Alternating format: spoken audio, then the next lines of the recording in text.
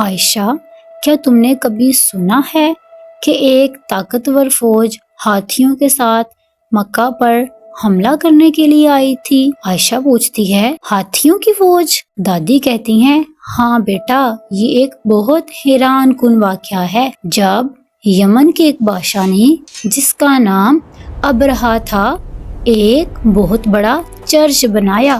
وہ چاہتا تھا کہ لوگ کعبہ کے بجائے اس کے بڑے چرچ کی طرف آئیں اور اس کی عبادت کریں۔ عائشہ نے پوچھا، دادی جان، پھر اس نے کیا کیا؟ دادی کہتی ہیں، بیٹا، وہ بہت غصے میں آ گیا۔ اس نے فیصلہ کیا کہ وہ کعبہ کو ختم کر دے گا۔ اس نے ایک بہت بڑی فوج کی تیاری کی جس میں بڑے بڑے ہاتھی شامل تھے۔ بیٹا، پھر اس نے ہاتھیوں کو خانہ کعبہ کو گرانے کے لیے بھیج دیا۔ عائشہ پوچھتی ہیں، دادی جان، کیا لوگ ڈر گئے تھے؟ دادی نے کہا، ہاں بیٹا، وہ لوگ بہت ڈر گئے تھے۔ جب فوج مکہ پہنچی تو لوگ اللہ سے دعا کرنے لگے۔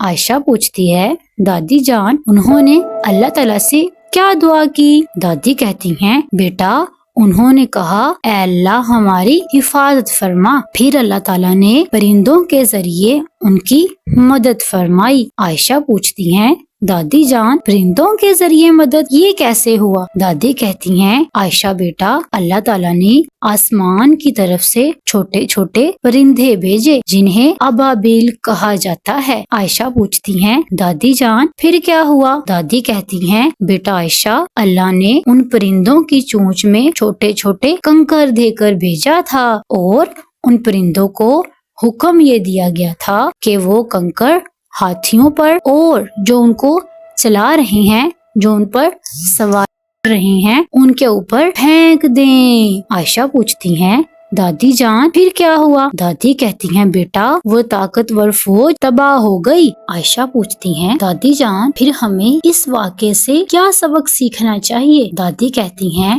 عائشہ بیٹا، جب اللہ چاہے تو بڑی سے بڑی طاقت کو چھوٹی سی چیز سے ہرا سکتا ہے۔ ہمیں ہمیشہ اللہ پر بھروسہ کرنا چاہیے۔ دادی کہتی ہیں، بیٹا عائشہ، اگلی بار میں تمہیں ایک اور خوبصورت اور حیران کن واقعہ سناؤں گی۔ عائشہ کہتی ہیں، دادی جان، میں انتظار کروں گی۔ اگر آپ کو بھی یہ ویڈیو پسند آئی ہے تو اس کو شیئر کریں، سبسکرائب کریں اور لائک کریں اور اگلی ویڈیو کا انتظار کریں۔